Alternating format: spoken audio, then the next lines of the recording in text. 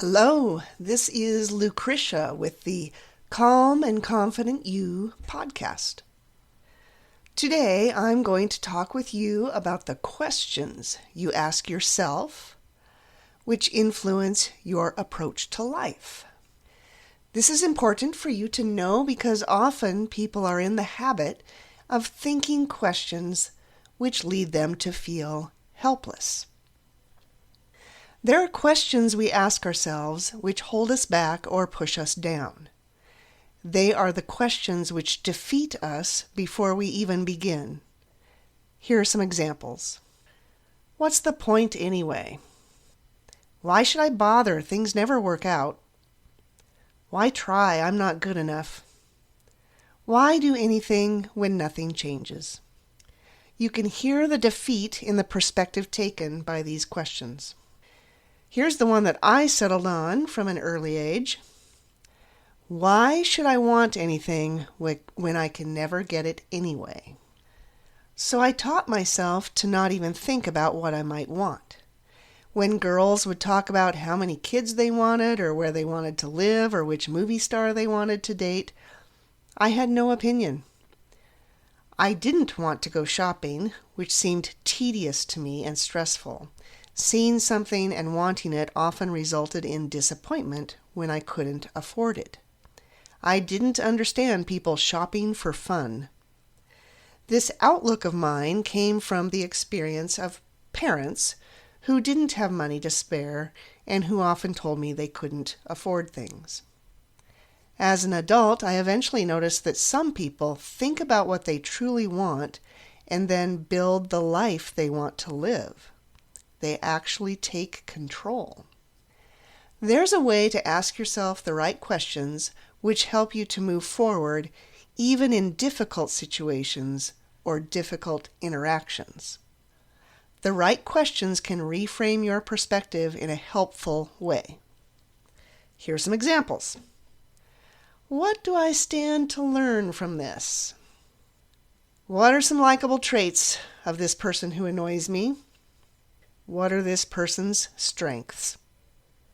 How will I grow personally by getting through this? Who do I know who deals well with these types of situations? What can I learn from them? What are my strengths that I can use to get through this? What are two good things that could come out of this? How does this situation help me to appreciate other people in my life? You can see how these questions shift your attention toward growth and the possibilities that exist. And then there's the act of forming your own opinion. I learned that along the way. Often the teacher that other kids complained about or hated turned out to be the teacher that I liked. I learned to wait to form my own opinion instead of assuming others must be right. And that continued in my job as a counselor in a teen residential unit.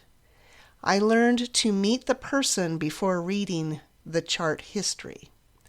That way I formed my own first impression. The question being asked here is, what do I think based on my own assessment? It is also in my job as a counselor where I've heard more than one teen say, "Why should I bother to try when nothing will change anyway?" You can ask yourself questions which leave you defeated and hopeless, or you can ask yourself questions which lead you into growth and anticipation. This week, pay attention to your attitude and the questions that come to your mind or that you say in conversation. Are they questions which lead you to give up?